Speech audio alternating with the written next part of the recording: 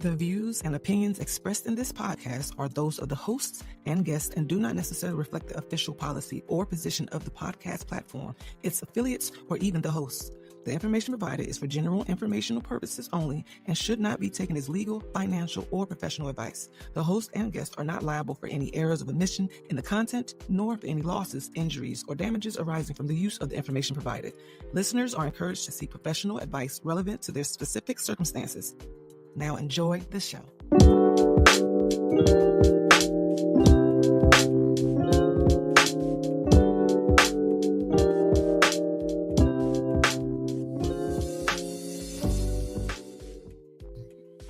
Hey. What's up, everybody? Welcome to Healing Out Loud. We've been going for a little minute, but we are back. Yes. We are back. Hey, ladies, my pod sisters. Hello there. I missed y'all. We have a great show for y'all today. So as you probably know, I am Michelle, aka Divine Essence. Ladies, introduce yourselves. I am Lael, the goddess of love. I am Gabrielle, the womb healer. I'm Perfectly Crystal. Period. And we are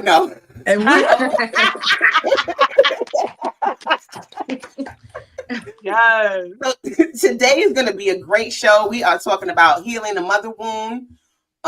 So get ready, buckle up. This is going to be a good one. So get ready for the ride. I'm actually excited about this show. It is, y'all. This is a needed conversation. Oh yeah. But before we even get started, we are going to shine some light on people in our community that are doing the damn thing. So we call it our community corner. So today we are shouting out our brother Corey. I'm not sure of the last name, and Lael is going to go ahead and tell us a little bit about what Corey's doing in the community. Brother Corey, rooted in the community. You can add him on Instagram. His business is Chakra Soups, located in Willingboro. The chakra. Period. Vegan restaurant, all natural, good, hearty, healthy food. Yes. A few of the people in the community, he puts a lot of us on. Everyone is able to go there, show them what they got going on, sell their products out of there. I've sold my juices out of there. A brother of ours sold teas out of there. People in the community sell their books, all types of stuff. So he is very just much about the community and everybody getting along and healing. He does a lot of community work as far as like events, pop-up shops. He just had a breast cancer awareness event. Yes. Months ago, I went to that. Always beautiful. And he's even partnered in his building. They co-business. I don't know. It's different businesses, but in the same building with Supreme Sweets in the back. So check them out as well. They also have vegan desserts and non-vegan desserts. They're so good. Yeah, And the food is good. They did my son 2 years in a row.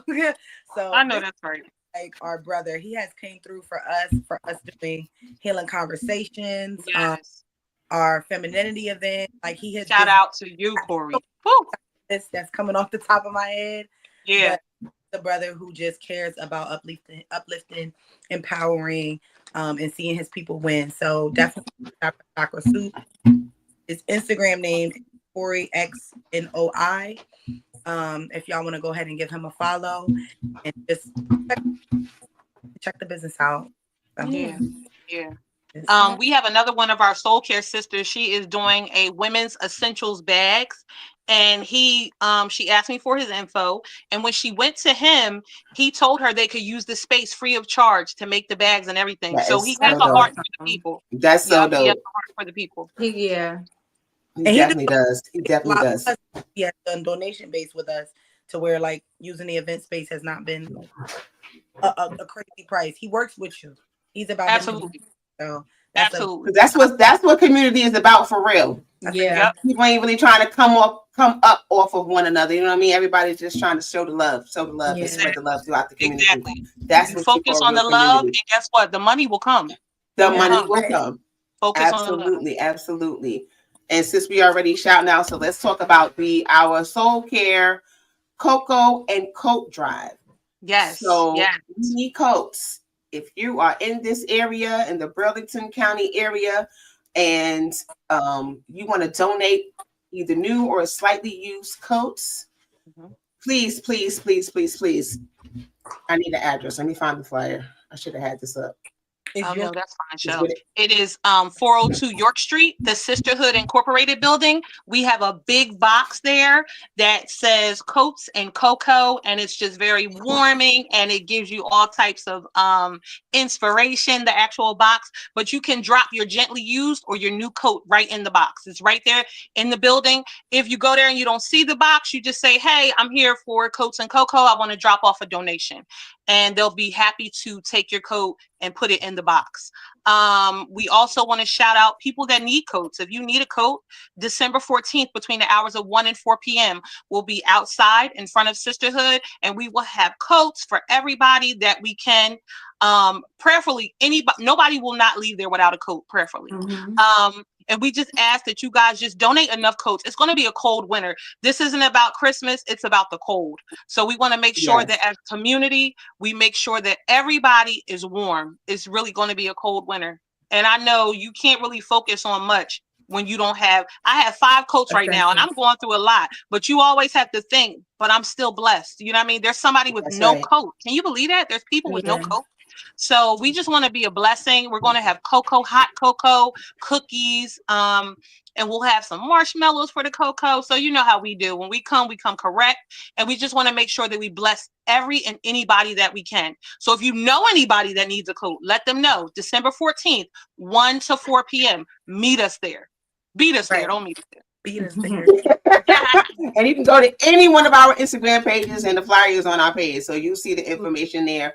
And also, if you might not be in the area and you still want to donate, you can donate to Cash App Bounce Back Kid 24, and we can go and we'll buy some coats and we need kids coats. So if y'all have some kids coats, we need coats for everybody, but right now I think we need more. We need to focus on right? The funny thing is we have a lot of men's coats. We don't have a lot of women's or of kids, but we're gonna focus on them kids. I know the women's coats will come with the kids, so that's true. That's true. So please, y'all, donate. We got another week to get those coats in. So we already know it's gonna be what it's gonna be, and we already know it's gonna be great. So we're gonna give out some coats, and I'm excited about it. Me too. But yes, y'all ready, y'all? Because I'm ready to get into it. I'm ready to get into it. I'm ready. So, the mother wound. If you don't know anything about the mother wound and what it is, or it's not a diagnosis for those of you who might think that you got to be diagnosed with something. It's not a diagnosis at all. Gabe, do you have a definition you want to read? You know I do. I know you do. The Black mother wound is a term that refers to the unique challenges that Black women face in their relationships with their mothers. Do you feel emotionally disconnected from your mother? Feeling like your mom did not respect your emotions? Having a toxic relationship with your mom? These are things that just point out the Black mother wound. If you're having trouble with healthy attachments to other people, not just your mother, sometimes that's a part of the mother wound. The need for external validation, always needing to be validated by others and not feeling validation within yourself.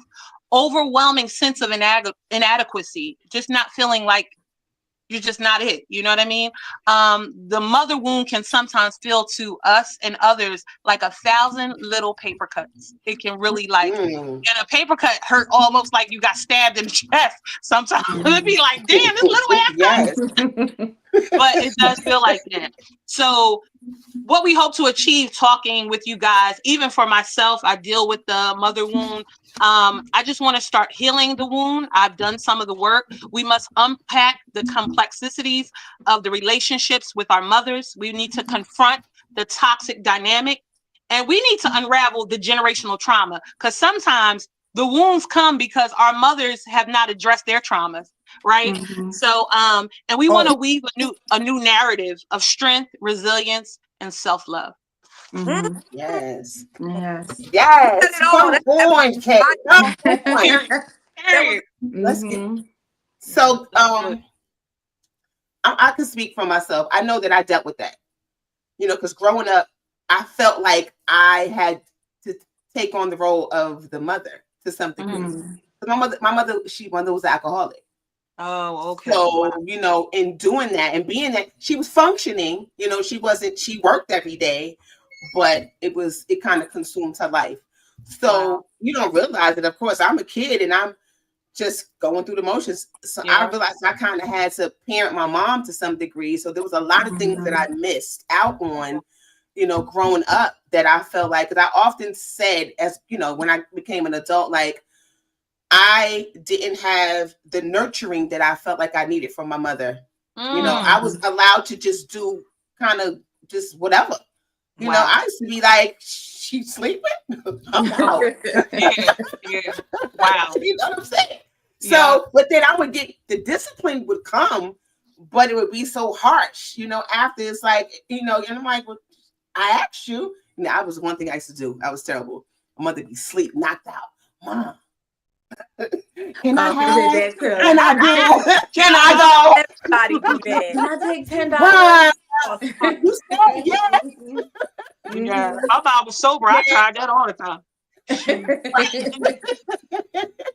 And you said yes, I'm out the door. So, you know, the discipline came, but then where was the love and the nurture that I needed before the discipline? You know what I mean? So that impacted me. And, you know, I didn't realize that it was impacting me until I had my own kids. And I passed that same thing on to them. Oh, wow. Yeah. And I still didn't know where it was coming from. I still didn't know where it was coming from. You know, addressing some of these things. Yeah, man, it's real. And that's what happens. Like you said earlier, they didn't deal with the things that they needed to deal with. So that's how it affected us growing up. But now we're that generation that's going to break that. Absolutely. For sure. What happened to that? We're going to break those generational curses. It shows up in so many different ways. Yeah. That At what point did you realize that at what point did you realize that you didn't know that you were dealing with it until you had your own kids? Like what happened that made you say? And you know, when I realized it is when my kids was grown. So it's like I didn't realize it while they were young. Wow. I was still I didn't realize it when they was young. They were older. Did they have to tell you this is what you were doing to them? Did they say, Mom, you're doing this? You know what? I used to, my oldest son, he used to say things to me, but I didn't want to hear what he was saying. So I was always very defensive. Okay. You know, I was raised with the you do as I say, not as I do. You don't talk to me and you don't tell me what I am because I'm your mother. Yeah. You know, so, and I realized in doing that, I hurt my kids. Even just saying those words, and I'm not, you don't matter. What you're saying doesn't matter to me because I'm the mother, I'm the parent. Right. So you gotta listen to me. Yeah. So it wasn't like it does. It really, really does. And it's harmful and it hurts. So when I see my kids going through certain things now, you know, I can be like, damn, I feel like I had a part in that. I had a part in that. You know what I mean? But you know, it's now we breaking those curses though. So you know, my mother never got the chance to do it. You know, she passed away and left with me here. To kind of carry that, you know, burden of it all. Right. And left with unfinished business. Unfinished business. Yeah. And that's hard. Because I think I was telling you, Gabe, remember one time I wrote a letter. I was doing this program and I wrote a letter. The prompt was to write a letter to me from my mother. All the things that I would have wanted her to say to me. That was deep. Wow. Man, that was deep and painful. I know that was heavy. Yeah, that was real, real heavy. But it helped. It helped me to kind of navigate through a lot of it because it was like, damn, I did it for my father too, but my father's wasn't as deep as my mother's, and my mother was the one that was present. Wow. So you would think that it would have been the absent father, the absent one that would have been, but no, I wasn't impacted by his. I guess because he wasn't there. So it was like, well, you wasn't here to deal with all of the things that I had to deal with my mother. So yeah, that was deep. But that is deep. Yeah, for sure. I love it.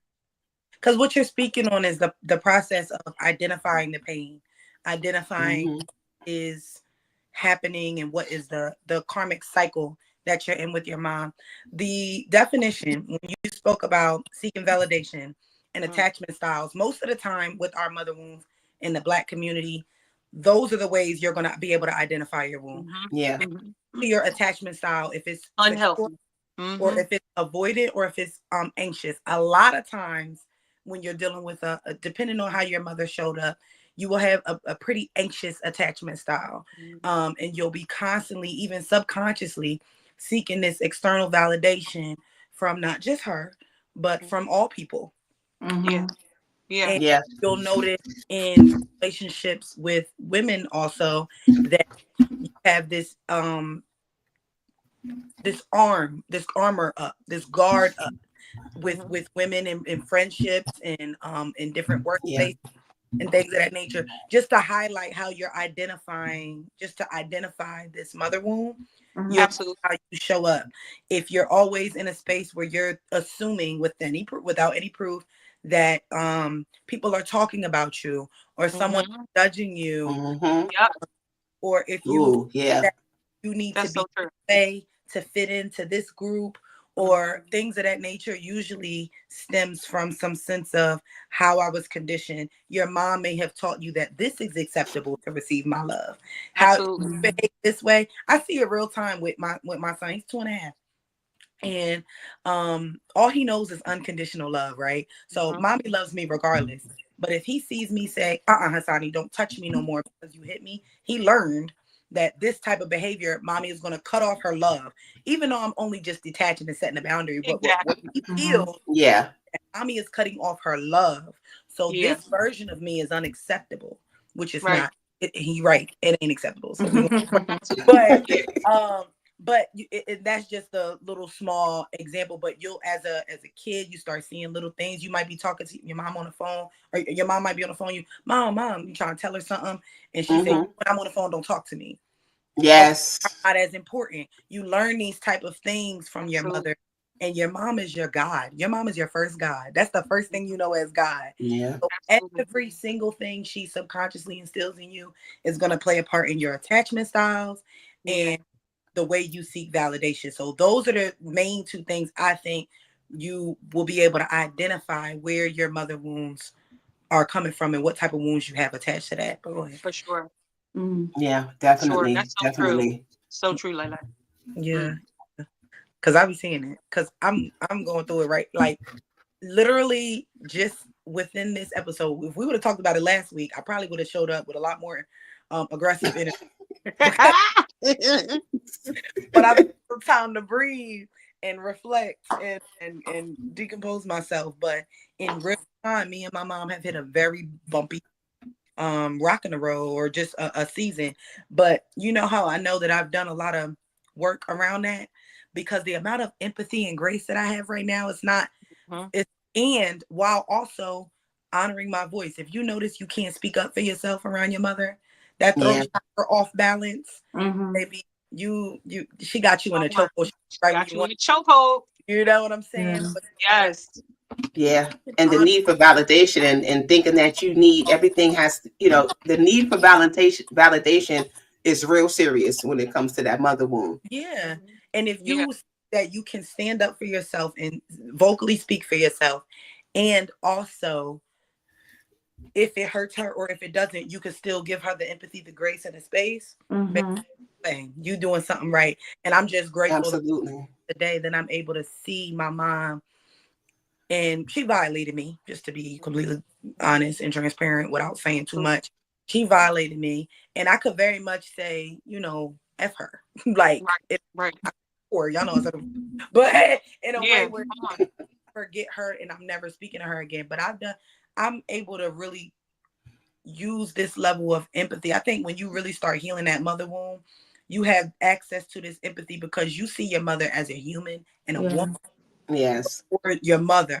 And that is where you have to, that's where your healing lies. Because she wasn't just your mom. She was somebody before she was your mama.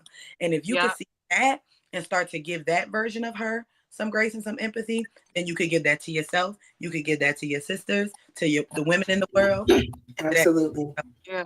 Talk about all that. Like, just to piggyback off what you were saying, I feel totally I'm on the same page as you.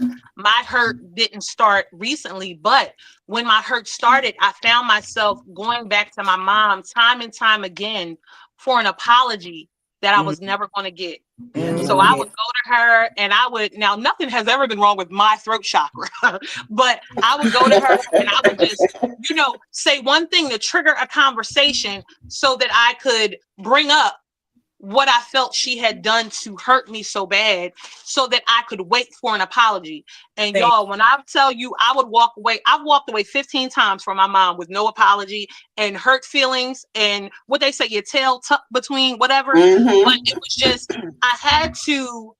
So for me, it started to weigh on me heavily. I mean, physically and everything. So what I ended up doing was going no contact with her for about 5 months. Something like that, like 5 months. And with the no contact, I still had to do the work. So I was unpacking a lot of things. And something you said, like, it spoke to me when you said you had to realize before she was your mother, she was a woman. And she had all this other stuff going on and this, that, and the third. And, people would say that to me all the time, but it's all about when you're ready to receive that and just play that out. You know what I mean? I just randomly called my mom and said, hey, how you doing? After I had her on no contact, I just called her just to check on her. You know what I mean? She's still my mom, even though I was at a point where I didn't want to be bothered at all. I still loved my mom. You know what I mean? And I started gradually coming back into her life with boundaries though. So the boundaries I've set are certain things that we won't discuss, we won't talk about, because they're still, for me, I'm human and I'm healing and I'm doing the work, but there are still many triggers that I have to, those are my warnings, you know what I mean? So with that, I've done the work with that, and I was able to, be a blessing to her. I took her to the doctors. I was telling everybody, I was able to get her to the hospital. She was in crisis, and if I hadn't done it, my mom has a lot of people that cheer her on. They're her yes men, her biggest cheerleaders, but they were nowhere to be found. You know what I mean? And, if I hadn't been there in that moment, which I'm so grateful to the creator for, I don't know what would have happened with my mom. You know what I mean? But the situation for me was, it happened when I was an adult. I didn't realize I had a mother wound until I became an adult woman. Something in our family, it was just like ex of mine, my ex-husband had slept with my brother's daughter, and my mom picked a side, and it wasn't my side that she picked. And it hurt me deeply. It hurt me so deep because it didn't just affect me, it affected my children that I had with this man. And it just affected my whole family structure. People were picking sides to be on. And the one person will always have your back is your mother. Right. And I felt like she didn't have my back. She didn't wear my t-shirt. You know what I'm saying? She wore her granddaughter's t-shirt. And, her thing was, well, she's always been this, that, and the third. But I said, she has a mother. You're my mother. Right. How do you do that? Like, you're my mother. Right. So and that right is right and wrong is wrong. Yeah. Like, how do you? I don't get it. And honestly, as her daughter, I wasn't allowed to make those mistakes. So you just are so forgiving with her, but it's kind of like, let me have done some trashy mess like that. Right. You know what I mean? Where would that have left us? So, but biggest harlot in Harlem. Come on. They didn't have my picture on the altar at the church. Whole harlot. But with that, I'm just thankful, and I'm just grateful that us ladies, as even a unit, like the work we do, I see it. Like I would never thought I could have pulled myself up out of that sunken place from what happened to me, because really it wasn't even that nigga, because he was like out the door almost. It was the betrayal of family and loved one. You know what I mean? That hurt deeper than any man could ever hurt me. So, with that being said, I'm just grateful for the work, for me being able to call on y'all and be like, yo, I'm feeling this way, like, help me. So, I'm just grateful for that. Chris, I know you probably want to speak. I just want to highlight one thing she said. And it was both in so many words. You were really honoring your capacity. Like you said, I'm going to come back. There's going to be boundaries. There's certain things that I'm not willing to talk about. Like, I think that's important when navigating a reconciliation in relationship with your mother, because when mother wounds happen a lot of times and in different seasons, we will need to take space. Sis, leave me alone. It don't matter. Sometimes it might be 5 days, 5 weeks, 5 months, 5 years. Everybody's Absolutely. is different. But when you do choose, if you don't do choose to get back involved with her, you got to know your capacity. You got to know where you got to know where you're strong. You again, you have to have your voice. She said, I ain't never been afraid to talk. Me too. Said, Right. to be able to That say, has definitely been it. we're not going to touch this, because that is still going to rekindle some things. And I am, because I know who you are. I think a lot of times mother wound is about accepting your mother as she is and not asking her to change. She's not and choose to be. You can ask your friends, your partner, and all them people to work around your things and shit. That's so true. Chose them. This woman said, I gave life to you. You going to That's either it. take how I am or not. Yep. When Or you not. that, Or not. and, Or not. but Right. again, if it's not to your detriment and you're choosing to be in any form of relationship, you got to be able to know what you can handle. If being in close proximity is not okay, don't do it. Keep her on the phone, whatever it is, but learn your capacity. I just wanted to highlight that because I think that's really important for people. Thank you. Yeah. Yeah, for sure. Yeah. That's so true. For me, my mother wound, it actually happened in reverse. When I was younger, like everybody loved my mom, but I always had growing up a really bad relationship with my mom. We never got along. Like we couldn't be around each other alone more than like an hour, because then like an argument would happen, something would just, because my mother always felt to me very detached emotionally. She was very kind, the main provider for pretty much forever. My dad was around, but my mom was really like the one.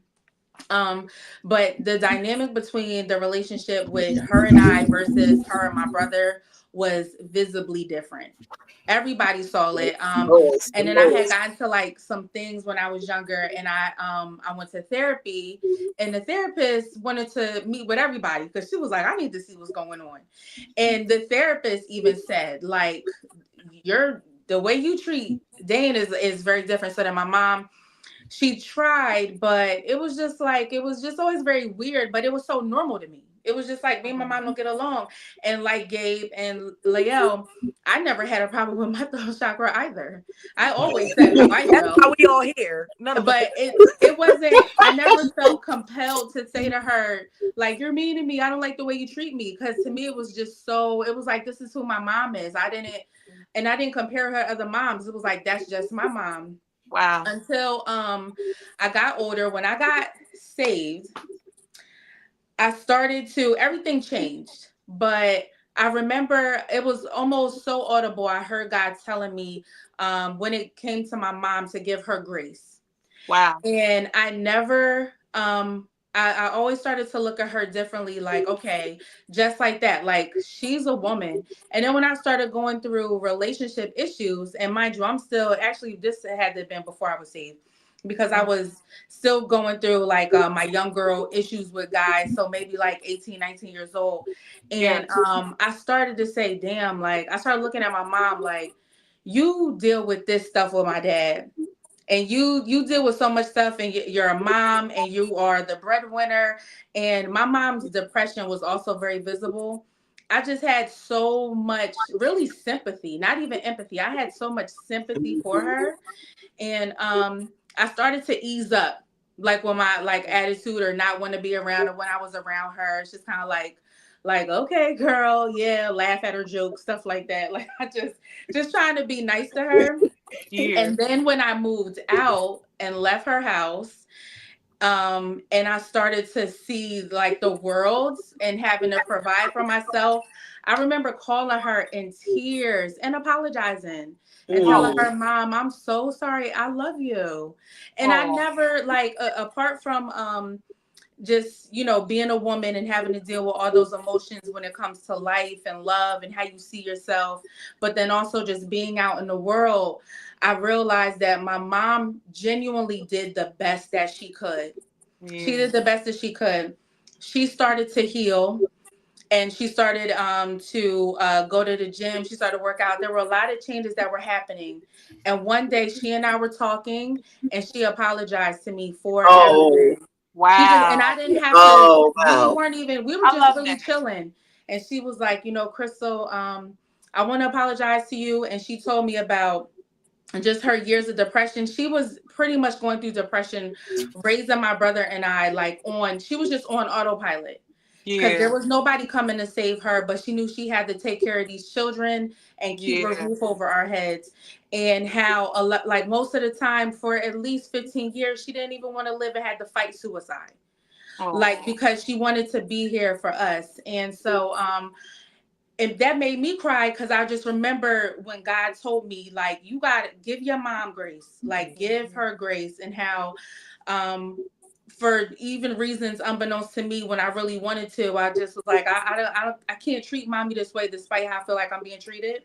And ever since then, I mean, we have our little, sometimes I have to, like, all right now, lady, like, I'm a Yeah. grown woman, and I Right. don't want to have to put you on the block list again, but I will. But I will. But yeah, now it's like it's a wonderful space, but my mom had to get to that place. Yeah. Like, even if I wasn't giving her grace, after she came to me and apologized, and she discussed, what she was feeling at the time, what she could remember, the thoughts that she was going through, what brought her to that. And even how, Michelle, like what you were saying, how hers passed down by her mother, because my grandmother came to this country, but she was she was a kept woman in America. And in Germany, she Wow. came from a family of entrepreneurs where they had money.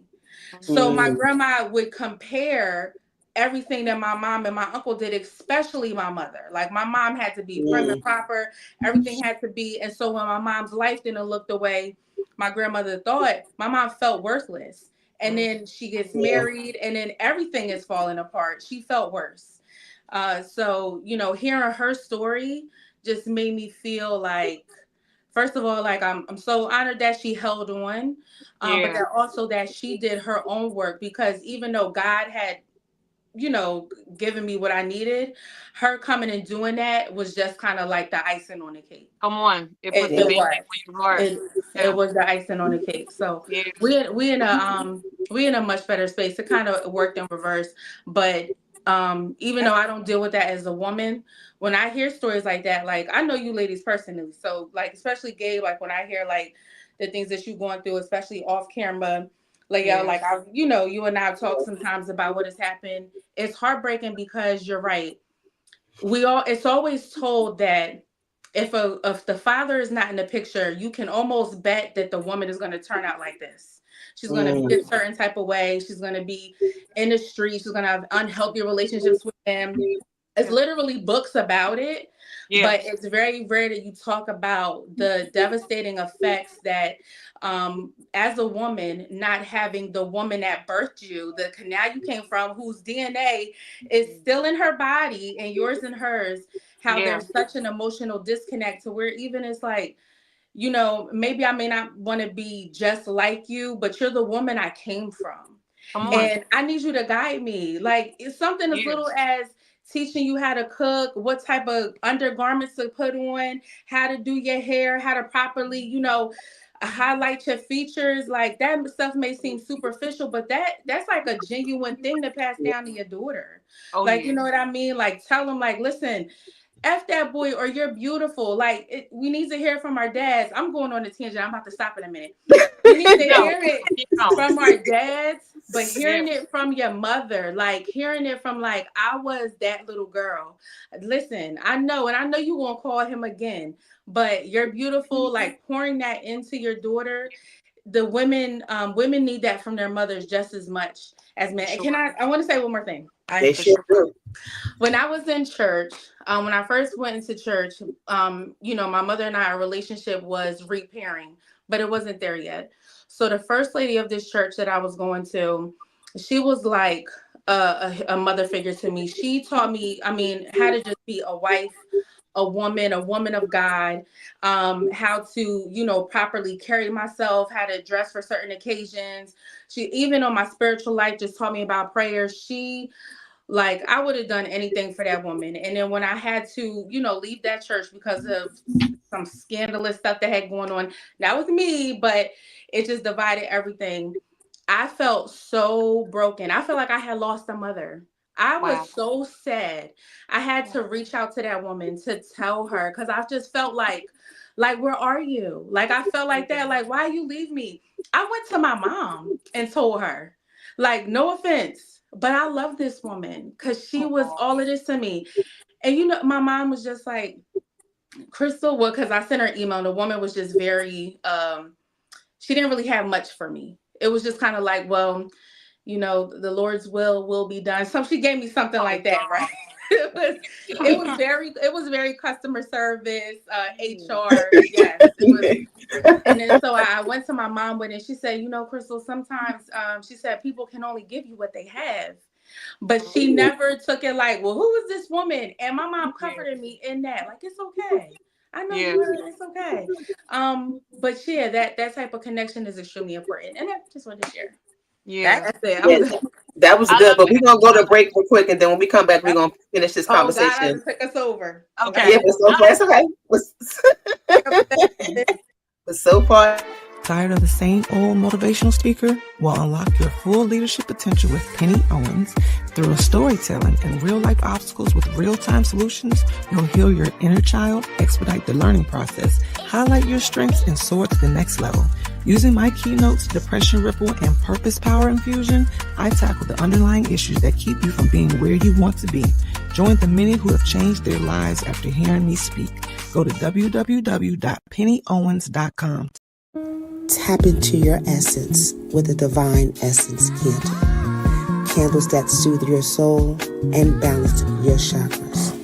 Each candle has an affirmation inscribed on each jar to help you stay grounded, create balance and harmony.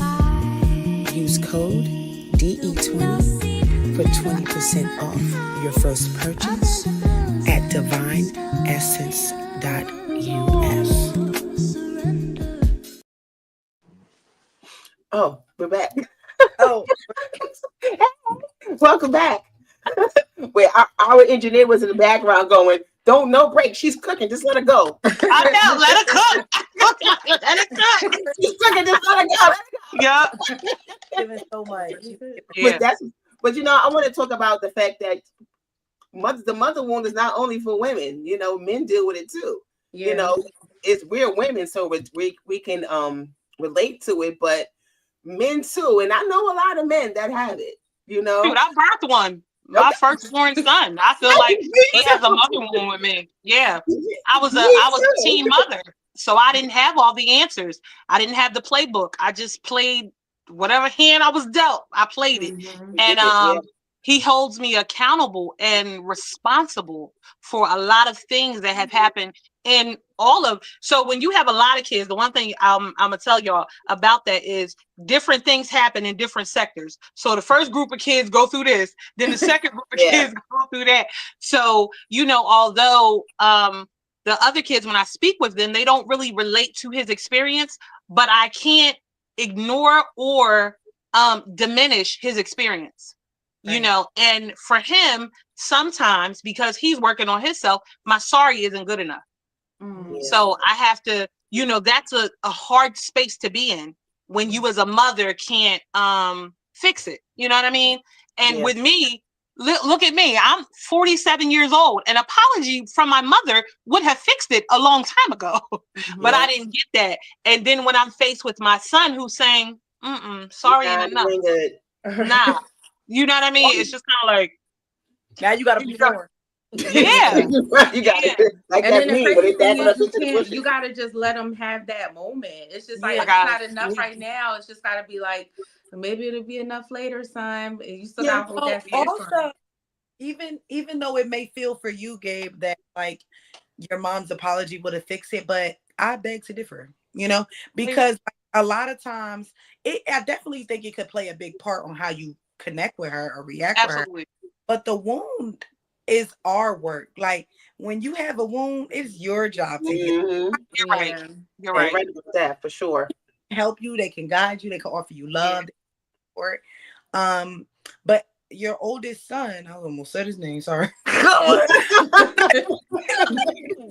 but you know, his son, Cease and desist. I know. He has to be able to recognize that this wound that he has, you can say sorry, you can perform, you can cater to, you can belittle yourself for him. And guess what? He still got to fix it. Yeah. He got to be ready to receive that. Yeah, for sure. Absolutely. If it's not, his relationship is going to bleed into any children that he may have. If he didn't know ever, it's going to bleed, because when you look at generations, I'm sure all of us could look at our mothers, and if we have access to their mothers and their mothers, or even if we know any story or things of that nature, it's always generational. And it may be an opposite effect. It may skip one generation, but it's happening. Exactly. Right. I see it in the way that they interact with us. It's very hard for men to feel like they're if they're raised with one woman as a mother, they most of the time feel like they either have to fight their ego to be dominant, or to they're afraid of your voice, because mom always yelled, mom always did that. Littled you as a boy, now you a man trying to find your voice, and they get in these relationships and do so. It shows up in so many different ways with many. You know what I'm saying? And then it'll show up in children. But I just wanted to say, like, that highlight that wound, any wound and healing you have to do, baby, that's yours. So if you have a mother, it is yours alone, that's for sure. I received that. But you know what? Like, just being observant. Crystal, when you were telling your story, I noticed that Michelle, basically her story kind of aligned with yours as far as the moms doing what they saw their mothers do. It's like, it's so funny. We as a culture, we repeat the same things, not even knowing each other. Like, it just repeats itself, even if we're not even connected by blood. It's amazing. Isn't that crazy? It is amazing. And that's crazy. And then, like, what I meant by that was the sorry wouldn't have fixed it, but that would have been one of those steps on my journey, the acknowledgement that you hurt me. You know what I'm saying? And it's never been acknowledged. So, and too, that's a big part. That's a it would have made you feel like you weren't alone, because you said that in that particular situation, when she picked your side, it was one thing that everybody's picking sides. Like, people picking sides in the situation. It was like, all right, you go over there, you better stay there. I'm gonna put you back over there. But for it to be like your mom is kind of like, damn, like, if she don't got my back, I probably really don't care who else does, because it really should just be me, you against everybody else. So it would have felt good, but it would have also fed into that validation of, like, I'm not alone. I'm not alone. I got somebody. And it made it real, because you know who had my back 10 toes down? God rest his soul, my father. When I tell you, he was loyal to the soil. Like, he couldn't see her years later. She would go visit him in the nursing home, and he would be rolling his eyes at her, basically saying, "Get the fuck out my room." He didn't want no parts. It was like, you dirty dog. Like, how could you do that to my daughter? But and it's funny, because when he passed away, this loneliness came over me and swallowed me up. And I felt like I had no parents. It was the weirdest thing ever. But that's how I felt in that moment. It was crazy, y'all. I remember crying and saying, I don't have anybody now. Because I just felt like, I have you, but you don't got my back. But I don't have you. You know what I'm saying? Like, oh God. I remember having a conversation with my mother, but I used to be real nasty, like sarcastic and mean, you know, and I don't even know where it came from, but I do know where it came from. But back then I didn't. It was just like, you're not doing what you're supposed to do. Like, that was kind of like my attitude. And I remember having a conversation with her. Was I a mother at the time? I think I might have had my oldest son. And I was just talking to her and trying to tell her how I felt about how she wasn't really there for me. You know, I felt like, you know, I couldn't come to her for certain things. And even in that conversation, as I think about it right now, all she did was cry. It made me feel bad. It's like, wait Do you feel like that was manipulation, or was that her true Wait feeling? a damn minute. Was she saying anything? And I didn't think at the time that it was a manipulation. Okay. But I'm feeling like now, yeah, it was because are you listening to what I'm saying to you? Like, Right. I'm trying to tell you about how I'm feeling, and you cry and tell me I'm hurting your feelings. Yeah. Because I mean, I Sounds a little probably too said some familiar. messed up stuff to her because that's how I felt in the moment. And at that point, I was an adult, a young adult, but I was like, I'm a mother. I can say what I want to say. You know what I mean? So you have to eat that. And she cried. My mother used to guilt me a lot. She used to do that a lot to me. Wow. She used to do that a lot to me. I remember when I had my third child. He's born on the 8th. My mother's birthday is on the 13th. So, you know, I'm doing new mommy things. I got 2 kids. So I never forgot my mother's birthday. I forgot to call my mother. Oh. You would think that she would be like, she just had a baby. She got 2 other young kids. She called me crying. I can't believe you missed my birthday. Crying and feeling bad. So it was that you, mommy, and the baby crying. Right. We all crying. And I'm like, why is she?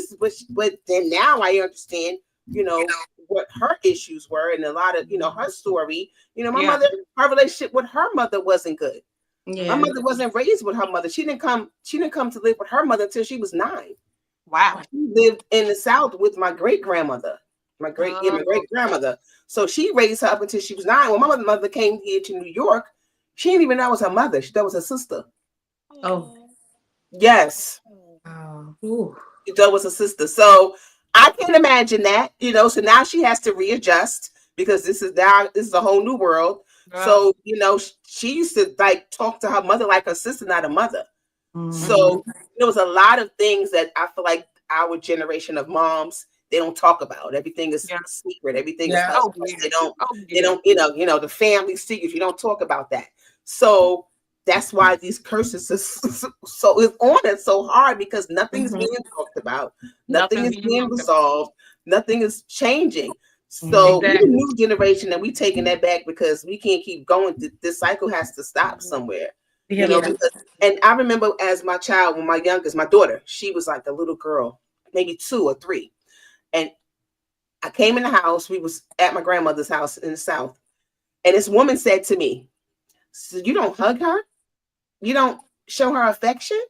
And I looked at her like, bitch, it's straight. Who's mind your business? But she saw something. And I didn't. Wow. She saw something, and I didn't think that I wasn't an affectionate mother to my kids, but she saw something. Like my daughter was sitting at the table eating, so she wasn't bothering me, but she obviously, I thought about that years later, and I was like, wow, she saw something that I didn't see, that I didn't know what the hell was going on. But instead of me acknowledging that, I was angry, like, you don't know me. Like, what you talking about? Like, guess what you did, Shelly? What your mom do? You got defensive. I got defensive. Yep. Yes. Like, who are you? A lot of that manipulate. My mom do that thing too. That manipulation, that play on emotions, and things of that nature. And for so long, I felt so responsible. Like my mom has been diagnosed with mental issues, and I felt like this was my responsibility to fix or to cater to or to be mindful of her teenage years, all this stuff. And she would manipulate the energy so well to where whatever I address with her or anything that's going on, it's like, well, Pooh, you know, I didn't mean to. It would turn into like, now I'm the problem. Now you right. Not only are you the problem, you're the parent. Then you're the parent. Yes. That's the roles reversed. That cycle of that has thank God I can see it, because even still I get wrapped up in it, but I can see it to where it's like, oh yeah, she on her shit. Yeah, I see where this is going. But what I've learned, again, that's why that empathy and that grace and all that is important, because she doesn't have the capacity to address her own, period. It don't matter who showed it to her. Her daughter, her mother, her partner, her daughter, it don't matter. She's not going to be able to sit with what the hell she got going on. So when I say, Mom, you did this, the only thing she knows how to do is give it back. I don't want it. Right. I don't want it. Yeah. So that's why even in that real time when the lady said, you don't hug her, you wasn't able to own that. No. So you got defensive. You gave it Yep. back. That's yours. That is when I say we have to see our mothers outside of our mothers. The little Right. girl, we have to do our own healing on that little girl. Because the little girl is always going to say, Mom, you should have. You should have. Absolutely. You should have. I wanted you to. I needed you to. I need. Mm-hmm. So that's the little girl. But the grown Absolutely. is going to say, you couldn't. Yeah. Yeah. Yeah. And I was torn between that right there too. Like, That's good. Seeing my mother as a woman, and not just my mother, and the angry side of me. I wanted to be angry with her for not seeing herself as a woman. Like, why didn't you? So because of that, I had to suffer. Yeah. So there was anger, but then it was like, okay, I understand. So I was torn between that for a good while. Like, I don't know if I should be mad. I don't know if I should be like, okay, let me give her grace. No, I don't want to give her grace. Hell with that. You know what I mean? It can make you resentful. It can make you resentful because it's like, why if I'm tasked with being aware and having to do the work, like why can't you? Why can't you? And what if I don't feel like doing my own work half of the time? Why do I have to do this for the both of us? Yeah, I gotta do it for you too. I don't know what I'm doing. I'm a kid. Yeah. So while you over here being emotional and doing different things, I got to deal with that. Like, that's not fair. But then I turn around and did it to my own kids. Oh, wow. Yeah. You know what I mean? So because, those things I didn't deal with it because I didn't know how to. I didn't know what it was. I didn't know what to do with any of it. So that's why I'm loving this show, because we're not only talking about, our mother wounds, we're actually trying to help people to identify it and what they can do. Yeah. To deal with it, because it's not easy, and you're gonna always be faced with it. It's just like something that never goes away. You just got to deal with it. Yeah. And to highlight, even from my own mother, she was a public figure a lot of times, but she was also an in the house abused woman. So she was being physically abused. She was out in the public being who she was to the public. And then, she still had to mother. I have an older brother who passed away. And then she had to mother myself. So she was in freeze mode all the time. I can remember my mom always, y'all, in a chair with a book. That is it. Unless I asked her, could she take me somewhere or something like that? She was always in a chair with a book. But she was like frozen. You know what I mean? Yeah. Now, if you ask her today, I lived my best life. And, I can't argue that. It's her life. But I do remember just those traumatic moments. And, giving grace, I want to say this too. I love that we can give each other grace. But even with that grace, I feel like we can't rob ourselves of being able to feel what we need to feel. So my grace for you can't take away from, you know what I mean? Yeah. What I need for myself. Yeah. Because some of them things you got to sit in. Yeah, grace is not a pardon. Like, no, that's right. Yeah, no, like you get it anyway, and I'm okay with it. Right. I like that. I'm just going to handle you better than I should be handling you. That's how my interpretation of grace. Yeah. The way I should be getting a hold of you is one way, but I'm going to hold you into a different way. Mom could get these hands too. Let her cook. No. Mommy not getting hands, but like sometimes, but we've all have.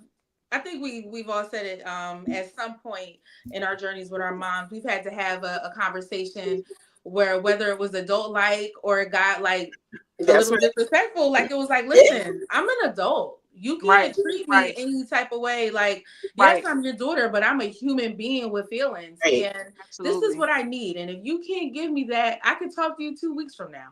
Yeah. And that's okay. Yeah. Or never. Or not. Yeah, or not. Or not. Because it was quite a few times where I wanted to just, like really punch my mother in the face. I ain't gonna lie. I got scared, Shelly, from the disconnect. I was at peace. I had so much peace and I was so happy. I was like, damn, I shouldn't feel like this. I shouldn't feel happy not speaking to my mother. I was like, oh no. Yeah, it's Gabe, you know what I want to say, and I feel so crazy saying this because so I'm just going to say generally speaking because I know your mom, and even before you and I got close, and I knew your mom was, she's always just been like a little sweet angel to me, like so. Everybody She's calls so her good. mom. Mm-hmm. But I want to say, like, based on what you're saying, it almost sounds like, gosh, I'm so sorry if you see this, but I just got to say it. It almost sounds like, you got the abuse that she got because she didn't know where to channel it. And Yeah. so like how you're Absolutely. saying she was just always somewhere with a book. That book was her escape. Maybe even church to some extent was her escape. Absolutely. Because it was maybe in the marriage she didn't feel. I mean, honestly speaking, like if she's getting abused, she's not getting love the way that she needs to. And then if she's like, even with the way that she came to your niece's side, despite whatever the reason was, it really, even if she wanted to express, this is how I feel, calling out what's right and what's wrong is what should have been the overall tone. Yeah. Like, I'm gonna love on you because you're my granddaughter, but this was horrible. And then publicly, you gotta publicly do that. Like, you know what I mean? It's almost kind of like it was, dang, just generally speaking, because she was a sweet little lady to me, but it almost was like you were her own personal way to let it out. Yeah. Always felt like that. Felt like that. Mm-hmm. Yeah. Yeah. Or sometimes almost like punished for. Now my dad was a mother effer, but almost punished for the way that she felt like he loved me a little more. Like, you know what I mean? That's and real. in a family type situation. Yeah, that's especially real. in the families of color, the women deal with that. Like deal with like people being their own personal punching bags. Like there's a person very, very close in my family that I love up on a little extra harder, because even down to, well, first of all, I'm an affectionate person anyway, like touchy feely. So like I always hug, like I always kiss, like I'm always like, oh my gosh. And I do that because they've never gotten that, because they come from a household where like saying I love you is very rare. Being affectionate is very rare. Being having someone have their back and stand up for them is very rare. So I've always like done the most for them because I watched how they didn't have that. And that's not fair. Just because you, for whatever you went through with your parent, it's shitty to treat people like that, because that doesn't have anything to do with your fucking kids. No. So like I'll do the most. So like what you were saying, this is important because in the Black families, it's always like that. Like from slavery that passed down, you keep your mouth shut, you keep your head down, but your eyes up and your ears open, and you do what you have to do, and you just keep all that in here. Meanwhile, everybody's getting abused in unspeakable ways, and it's going untreated, unrecognized, undiagnosed, unaddressed, and it's going from parent to child to and down and down and down and down. Going and going. Down the pipe. Yeah, my mouth has always been an issue. Like we talked about the throat chakra, that was been an issue. And I used to buck up. I used to be like, what? And I used to say stuff, and my mother used to pop me. And I used to get my mother. I felt at one time my mother was like, I'm gonna beat you like somebody in the street. Wow. And just so happened my dad was there that day. And that's a whole nother story. My father and my mother's situation. Jesus. But that's a whole nother story. And he literally had to pull her off of me. Like it was that bad. I was a teenager at that point. And as a teenager, it was like, I'm gonna say what I want to say, because what? Like I don't respect what you are at this point. That's kind of where I was. Did you ever see her be that way with him, with your dad? No, their relationship was just the weirdest thing, because she was heartbroken because my dad was her first love. Yeah. And when they broke up, it sent her into a deep depression and straight into the bottle. And she never recovered. She never recovered from that. Like my mother, I never saw my mother in a healthy relationship with anyone. I never really saw her in a relationship for real.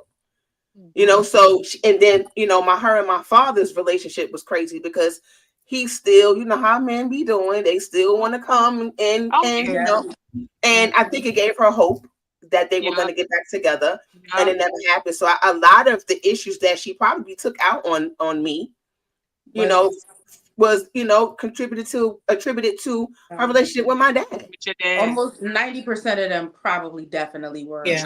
Exactly. Like, yeah. Exactly. Because my father was not, he wasn't perfect, but my father never hit me. Yeah. My father, he barely yelled at me, but I'm not gonna say he didn't discipline me, because he did. Right. But she was the one, and she used to give it to me. Wow. And I don't want to call it. I guess I don't want to call it abuse, but It is. Oh no, it is. Call it what it right? is. I didn't feel like I was abused, though. But I didn't feel abused. Maybe I was, but I didn't feel like I was abused because of what I think of. You didn't feel abused because you weren't in fear of her. Exactly. So it was like you said, you would kind of fly with her too. Yeah. Like if you was timid, then it's like, oh, I was definitely abused. But it's but like I wasn't scared. No, my mom. He beat me, and I go and still do whatever I wanted to do after that. All right, well, I got to beat him, so it became so normal. You didn't think it was exactly. It became normal. It was so normalizing that crap. Yeah. Ain't that crazy? Yeah. You didn't know no better. Yeah. This is what my life was. So, like, your mother don't beat you. Come on. Like, your mother don't beat you. That's not normal in your house. Yeah. Teenage normalized. Yeah. I hit her back when I was a teenager. I was like, she was just getting weaker and weaker, and I'm not even like happy to say it now, but like, girl, you done beat me a lot. I was gonna get my lick back. Yeah, but you gonna stop. You gonna stop this. My ego needed it. The little girl in me, I needed it. But guess what? It never felt good. It did not feel good. It felt worse. It felt like, damn, this is where we are. You know what I'm saying? That's what we got going on now. We fight.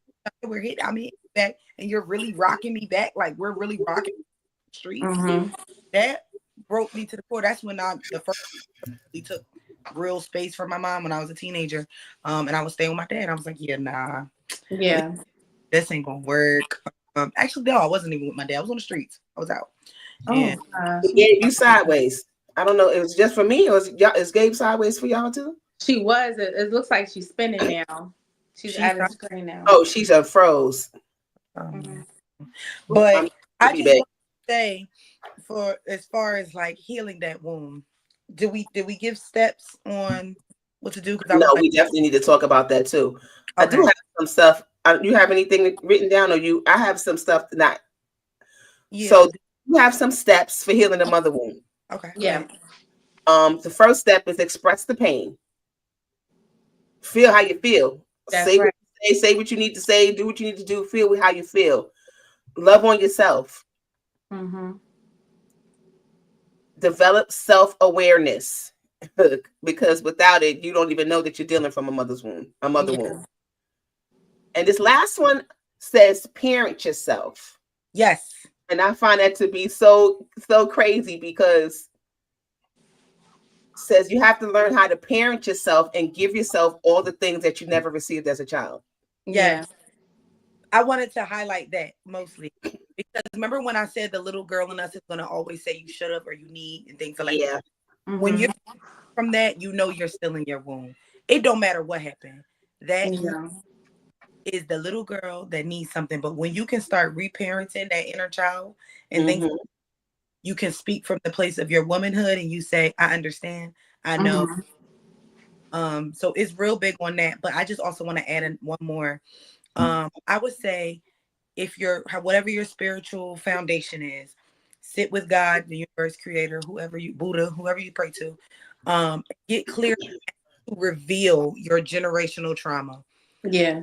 You're gonna go down there, you don't know what you're gonna go down. But ask for that. Spirit will reveal it when you're ready. And when you see it, listen, don't ignore what you see. The shit will start happening and things of that nature. But your generational trauma is going to show right with your mother. So that's how you can get into a space where you can see the bloodline. So you can take it away from what's happening from just with you and your mom. And you can see you actually have generational work to do. And it ain't even about her. It ain't even about her. Yes. I just wanted to add that in there so we can detach from the personal experiences and make it a universal experience. Because as Black people, we all got work to do. Yeah. We all have work to do. And then with the last one they had here was forgiveness. Amen. But learn your And I capacity. think that's the hardest thing to do. Yeah. That's the hardest part, is to forgive, because sometimes you don't want to. Yeah. It's the hardest because I feel like we believe, or we've been, I don't know if we've been conditioned to believe, but when we hear forgiveness, it's almost like we immediately envision ourselves having to be close to or in quarters with that person that Yes. violated us in some way, or kind of like, repairing a relationship to go back to just being in communication with them. And that's actually not what it's about at all. At all. It's forgiving the offense and working on letting it go, and just detaching from like the anger and the action of it. Because when you're detached to like the pain, it's hard to heal because you keep playing on the pain. But you don't have to have anything to do with who hurt you. Yeah. And it could still be very much peaceable, respectful. You're just detaching in a healthy way, not in a delusional way, from the pain. Right. Yeah.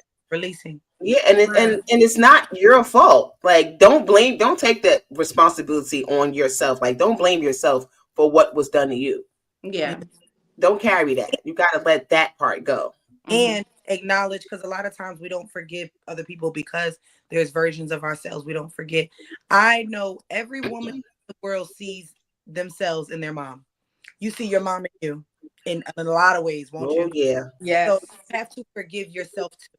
You do have to, not that you're blaming yourself, but you have to take accountability for the ways that she shows up in you too. Yes. Because sometimes we become our mother. Oh, a lot of times. In a lot of ways. In a lot of ways, we become our mother. And have you ever stopped and go, "Oh, I sound just like my mother when I just did that," or yeah, yeah, yeah, you be like, but it be something bad sometimes. You be like, "Dang, I don't want to do that." Yes. Well, I don't know what happened again, but hopefully she'll come back before we end the show. But this is the part of the show where we have a conversation with our inner child. Yeah. Called "I'm Perfectly Fine." And I have a suggestion. Okay. What if for this episode, this segment, I thought about this after we all shared. Instead of speaking to the little us, what if, are we ready to say something to our moms? Yeah, we could do that. We could do that. I like that, Chris. We could do that. Okay. I got a little feeling in my chest when you said that, though. But I wasn't ready. But yeah. Yeah. Do you want to, Chris? You want to go? Oh, I can set it off. Okay. Okay. All right. So her name is Diana. It's pronounced Diana, but okay. So little Diana, there is nothing wrong with you. You don't have to live up to grandma's expectations. They are high. And even though you do your absolute best and you've done your absolute best, there's going to be a point that you just can't satisfy her. And that's okay. That is okay. You are beautiful. You're worthy of love. You're worthy of honest love. You are successful. You are a great mother. You not only did your best, but you went above and beyond, and you still do. And even in your darkest moments, I want you to know, as your daughter, you are perfectly fine. I love. I'll go. Tessie. We're saying first names. I like that. Tessie, little Tessie, big Tessie. I want you to know that you are not crazy. The world has been calling you crazy for a long time, but you're very powerful. You are very in tune with yourself. You are extremely connected. And you've been through a lot of pain at a very young age that you didn't need to go through. That was not fair. And it takes a lot of healing to get through that. So I see you. I empathize with you. I understand you. I understand you. And I love you anyway. Because through all the pain and the trauma that you've endured, you have never not loved You are a beacon of love, and everyone who witnesses you and experiences you gets to see and feel that love for you embody. You've just been hurt. So I love you, and you're not crazy. Oh, That was beautiful. I got a little emotional listening to I you. know, right?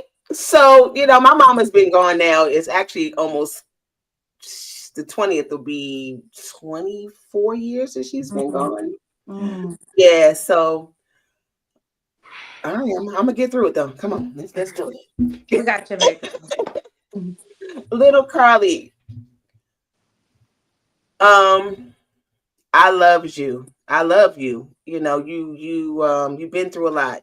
I don't know all of your story, but I do know some of your story.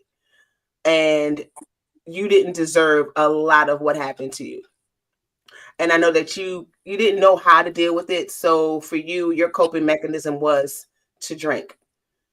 And you chose that path. It chose you or whatever it was, but you were deserving of a different type of love from others, from your mom, from my dad, from people that were in your life that loved you but not gave you the love that you needed.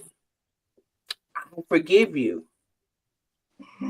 for anything that you may have done, because you probably didn't. I'm quite sure that you did not know what you were doing to me, because you were just only trying to just navigate through life, trying to make it, just trying to make it and do the best that you can. So for that, I will say, sleep in peace, my love. And I love you forever. Oh my God, y'all. Hold on. Oh, Kristen, you and your big eye. Wait a minute. No, wait. Let me tell y'all something before we go out. Crystal, thank you for that. I know That was you amazing. guys, That was needed. with your mom going, LA being in the space that you are with her here, but y'all being in your own type of disconnect for real. I just want to commend both of you ladies. I can't imagine either way how it like feels to be disconnected in that sort. Yeah. And I know that took a lot to like speak into your moms, into their souls, and what y'all have gone through. And for the women that you are becoming right now, how you recognize the patterns, how even on the hard days when you don't want to do it, you're still putting in the work to become a better you, so that in the lives of your children, your mates, your girlfriends, anyone that you come across, that you are the light and the love that you want, and you're making the world better. You guys are a blessing to the generations before y'all, because you're the curse breakers. And so I'm proud of you ladies. I love you ladies. We are. We are. Chris. We are. Also For embody sure. that. So thank you.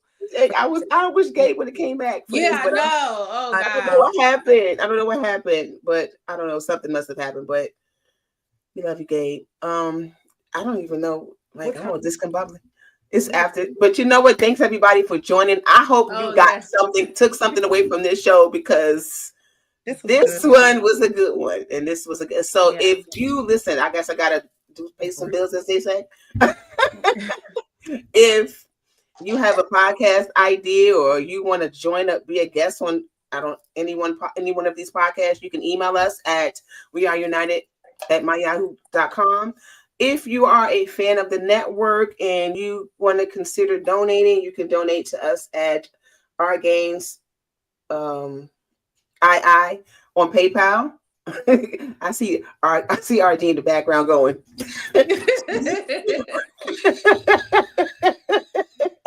Let's see you. All proceeds go to the operating cost of this network. Make sure y'all tune in to all of the shows that we have. Go check out our website at theunitedfront.com. You can go and you can click on some of the old episodes. You can catch up and see what's coming up next. But yeah, just keep watching. Just keep watching, because we here to help. And we are healing out loud. So we will see y'all probably what's after the holiday? What's today? The 4th, so that's the 18th. Oh, okay, yeah. Right so before the holiday. We'll see y'all right before the holiday. Yeah. And I love y'all. Peace. Bye. I love y'all.